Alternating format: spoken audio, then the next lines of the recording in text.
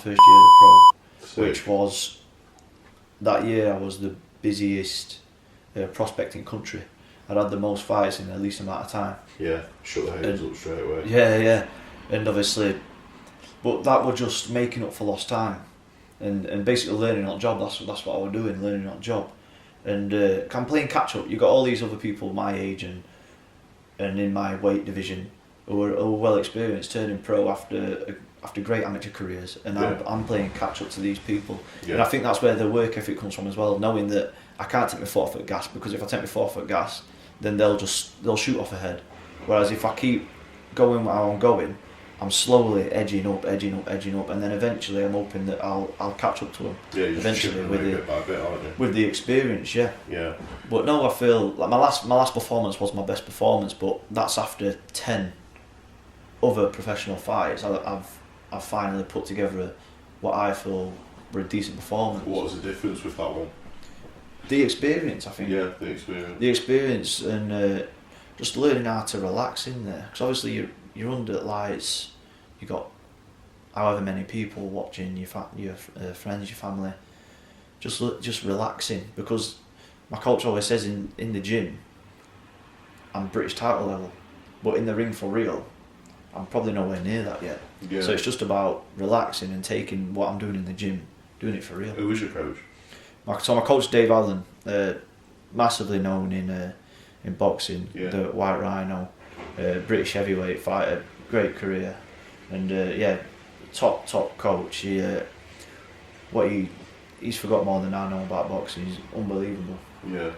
So like, how did that come together then? How did you end up with a coach in boxing, and how did it end up as? So I were at my local boxing gym, and obviously you know Danny Morell from school, went to our school. Yeah. He was trained by Dave, so Dave trained Danny, and he used to bring Danny down to my old amateur club.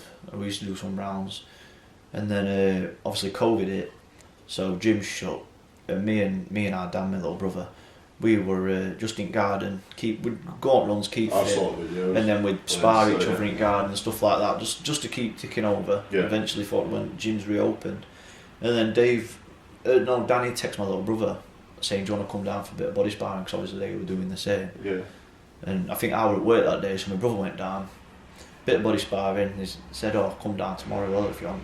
So I were off next day. I went down with him, did a bit of training and that, and then pretty much was gone down every day since. It started at a few days, and it turned into every day, and it turned into twice a day every day, and yeah, it's carried on. See, that's great. That. And then, so nutrition plays a big part in all fitness. Then, what is your daily diet like? What do you eat at the moment, day to day? Do you track your food? Do you have like a meal plan, or do you have like macros? What's it like? Yeah, so I've got John Clark, who's my nutritionist, great nutritionist, sorts me out with all my supplements, all my meal plans, anything I need. I just give him a ring and he's there for me straight away. Answers any questions, because I can be very, very annoying. Yeah. Because I have a lot of questions. Can I eat this? Can I eat this? Is this good for me? But what I try to do is I found the foods what work for me. Yeah. And I just try to eat the same thing every day. I know it's boring, but it's what works, and I know what I'm eating. I know like if it's within my calorie range. So yeah, I try to just stick with the same foods every day, really. Yeah. What foods are they? So I'll have oats for breakfast in the morning, Yeah. and then like scrambled egg on toast or something when I get back from training, and then I'll have Greek yogurt with some granola, like pre second session. Yeah. And then my tea's usually chicken and rice, pasta, chicken and any sort of carb, potato. Yeah. Pretty much same thing every day though. Yeah, but just slight little changes to it just to mix it up a little bit. Just to keep it. Yeah. That's good. It's good that you take your nutrition seriously as well, because it's obviously reflecting through your career. Because there's some athletes out there, obviously, like each their own. They're not always 100% all year round, are they? And I think I found that with myself when I first started early as bodybuilding. When I do a dirty bulk and be eating shit and get big and stuff, I was like digressing in performance, like endurance wasn't as good, like breathing, just literally just simply just getting like breath in and out of my body while walking up and down the stairs wasn't good because I was eating pure shit. Yeah. So yeah, it's very good that you take it seriously like that. Is that what everyone in boxing does then? Like, do they keep it quite clean, or is there some people that... Some will not really stick, like not have diets outside of training. They'll just stick to strict plans when they find out they've got a fight and they go into fight camp. That's when they'll go into strict plans. But you can't blame them. Like you said, like we said before, you've got to enjoy yourself, like food's a massive part in anyone's life. Food's a big part of enjoyment, isn't it? Really. Yeah. But I think you can take it too far with it being strict. But at the same time, like I said to my coach a few weeks ago, he said about keep eating well. Well, even though I've not got a fight coming up, he said keep eating well. But I said to him that I need to keep eating well anyway, because training's hard and I wouldn't be able to train at the intensity I train at if I didn't eat well. Yeah. Because it'd play havoc with my stomach and I wouldn't be able to push myself as much as I would. I'd be feeling sick. That's why I like to stick to the foods that I know I'm good with, because they don't affect my performance in the slightest. Yeah, which is great. But I think a lot of fighters can give themselves eating disorders, and I think I might have sort of had one a couple of years ago, because every time I'd eat, I'd be on scales and I'd eat something and I'd feel instant guilt and I'd be wanting to go for a run straight after it. And it weren't good, but I'm getting better at it. And like John Clark sending me weight every Friday, and he'll say to me, have an off plan. And just, I think with having John there, with him telling me to have an off plan, it's a peace of mind to say it's allowed, I can have it. Yeah. Whereas if I was just doing it myself and it come to Friday and I went, I'm going to have an off plan. Yeah, so when it comes to a Friday, you feel free to have an off plan because your coach has told you so. Yeah, my nutritionist tells me to do so, but if I never had him and if I were doing it off my own back, I'd feel guilt for eating it. I probably would get an off plan because I've strict dieted all week and I feel like I need that one day to... It's not a cheat day. I diet all day still. Just that one meal, I'll have something that I'm not supposed to have through a week. Yeah. But I think if I did it off my own back, I'd feel guilt for it, and I'd probably beat myself up for it. I'd be in my head for it. Whereas with John telling me to do it, it just gives me that peace of mind. Yeah, that's good then, bro. And so, how long has it been since you've had your nutritionist then? I've had him a good few years now. With my nutritionist when I was an amateur as well. Yeah. So I've had him a good few years, yeah. So he knows you very well then, and you've got a good relationship with him. Yeah, so, definitely. So you've got your coach, you've got your nutritionist. Who else is there in the background then that's helping you achieve everything day by day? Just my teammates. Yeah. Calvin, Stevie, Liam. Dan started training with us now, little brother. Just, we're a really, really tight unit. We've not got a massive team, but the team that we have got, we all want the best for each other. Yeah. And we all push each other on, and it's a really nice, close unit. It's like a little family. That's great. And what are your goals then within the team, outside of the team, in your own career? Like, where do you see yourself in the next 5 years? I'm hoping the dream is a British title. I'd love that, and if it in the next 5 years, I think it's very, very possible. Yeah. I think it's very achievable to win a British title in the next 5 years, and yeah, that'd be the dream. Anything over that is a bonus, but for me, British title is the goal. Yeah. Yeah. Manifesting it for you hard, bro. Definitely. There's no reason why not. Definitely. You're doing everything you're supposed to do day by day. You're showing up. You're listening to your coaches. Like, what else is there for you to do? But if it don't come, it don't come. I'm not going to beat myself up about it. Yeah. I've only been in this sport a few years. I've not dedicated my whole life to this. This is why I'm not setting mad goals. I'm just going step by step by step. Realistic goals. Realistic, yeah. And then I'll tick that box off. Then I'll move on to the next one. I'll tick that box off. Yeah. But yeah, the goal is a British title. How many fights away from a British title do you think you are then? Because I know with boxing, it's very different. Like how you can progress through the ranks, isn't it? Yeah. Can you kind of like explain that to people that might not understand that? Yeah. So you get your British rankings, you get your world rankings, and obviously when you're starting out, your British rankings is what you're looking at when you're starting out. Yeah. So you win your fights and you're slowly progressing through the rankings, and then you have your Central Area title, then you have your English title, then you move to your British, then your Commonwealth, European, World. So it's sort of like you get your title ranks as well. Yeah. So yeah, it's just about winning really. You keep winning, you keep progressing, and eventually they're gonna come calling for a title fight. So when's your next fight? February, I think it's planned to be. Okay. So do you know who your opponent and stuff is yet? Or? Not just yet, no. Not just yet. But we're just ticking over really. I mean, it's February is a good few months away, and I feel the sharpest and strongest I've ever been. To be honest, I'm really looking forward to it. That's good. It's very good to hear. You're very confident in yourself and your ability and your skill, and that obviously comes from that, like, that reassurance of the fact that you do everything that you are supposed to do every day. Yeah. And there's a lot of people out there that really think you can cut corners to make it to the top, or you can fake it before, like, fake it to make it, or you can wing it and you'll eventually just get there just by accident. But you have, with intent, got up one day, decided you're now a boxer. Yeah. Got coached, done everything you're supposed to do. You're 11-0, heading towards being like one of the top boxers in Britain, looking to then progress into the world. I know you won't say it about yourself, but realistically that would be next for you, and all within the next decade. Yeah. That's an achievement and a half. Yeah. Really, my confidence does come from my work rate and how hard I work, and people talk about nerves pre-fight and everything like that, but it's tough. I don't get massively nervous because I know that I've done everything I possibly could have done to prepare for this fight. So if anything was to happen, it's not in my preparation, it's just on the night in the fight, and I can't control that. Yeah. Whereas if I'd cut corners and I'd not done things properly, I'd be coming into a fight night thinking, oh, I should have got up and done that run, and it'd be playing with mine. But as long as I know I've done everything possible to be in the best shape possible for this fight, then I'm going into it confident. So you're like, when you do socialise then, if you do anything that's like outside of boxing, what do you instinctively think of doing? I like going for meals. Me and my missus will go out for meals, and I'm still in my head with it sometimes, like looking at the calories and thinking, what's the healthiest option I can get here? Yeah. Do you want to get a garlic British air? And I'm like, I don't know, maybe not. Yeah. And or I'll pig out, and then after I'll be like, I shouldn't have done that. Yeah. That was bad. That, but yeah, mainly meals. I think I've got it all at my system.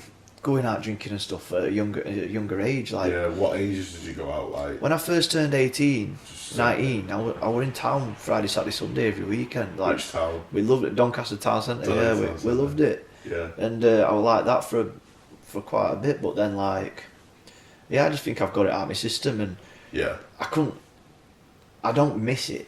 Like lads my age, they love going out. Like I can't wait for Friday, get to the pub, few pints, go out on Saturday. Well, boxes on, let's go to the pub. Yeah, I just don't really enjoy it anymore. Yeah. To be honest with you,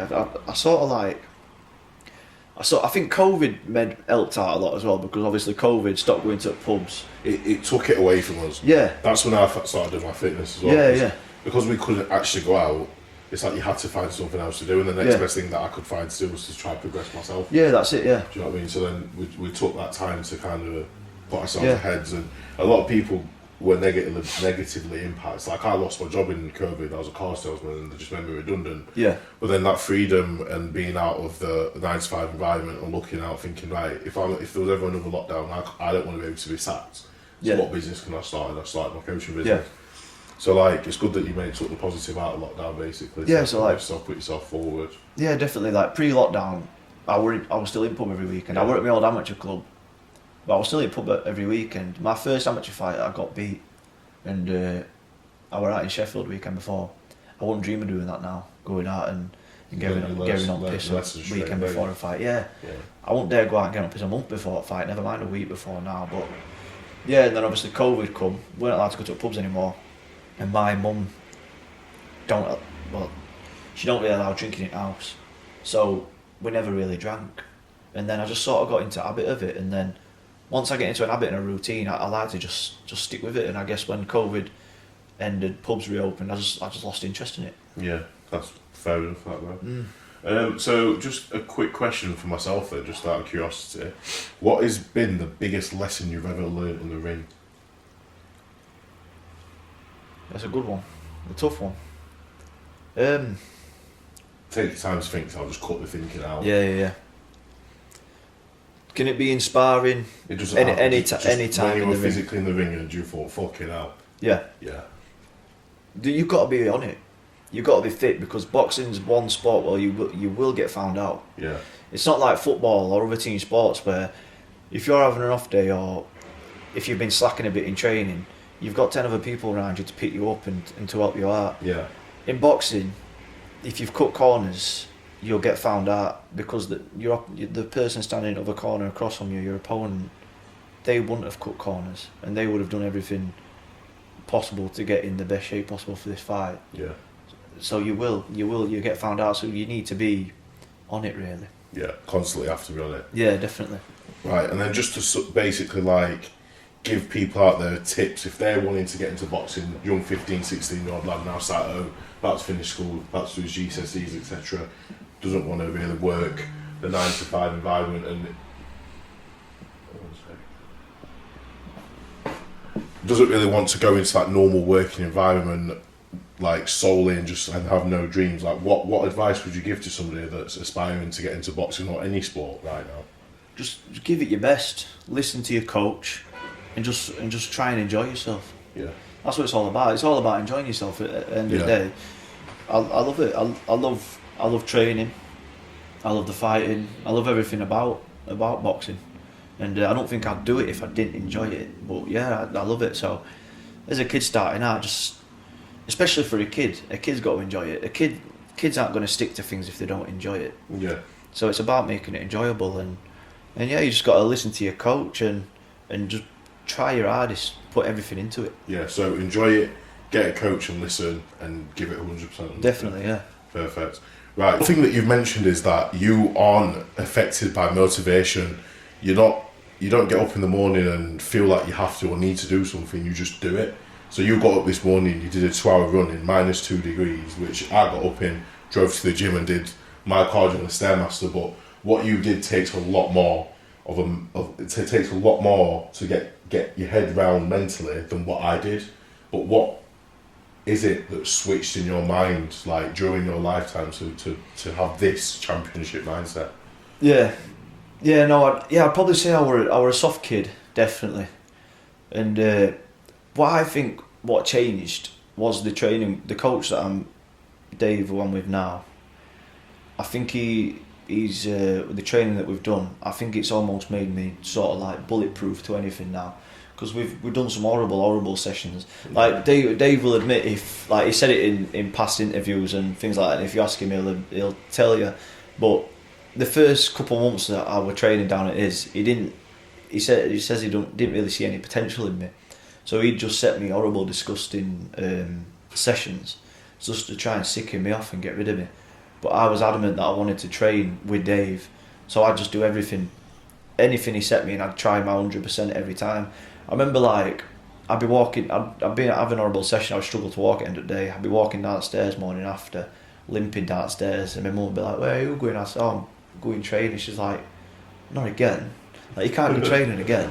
But I just thought it's got to be done. If I want to do well in boxing, if I want Dave to be my coach, I've got to keep turning up, and I've just got to keep doing it. Yeah, sick, bro. And then eventually, something dropped, and something just clicked, and yeah, it all changed. Yeah. Yeah, sick. So like that mindset that you've got then, how does somebody develop the same type of mindset? Like how does somebody develop that bulletproof championship mindset where you are just a workhorse and nothing affects you? Just by being consistent. I think consistency is so important. If you keep turning up day in, day out and give 100%, and some people, 100% doesn't necessarily mean 100%. If you're tired that day and you can't do as good as you did yesterday, as long as you're turning up and doing as good as you can do in that moment, that's still 100%. Yeah, it does make whether it's 60%, 70%, on that day, that's your 100%. Yeah.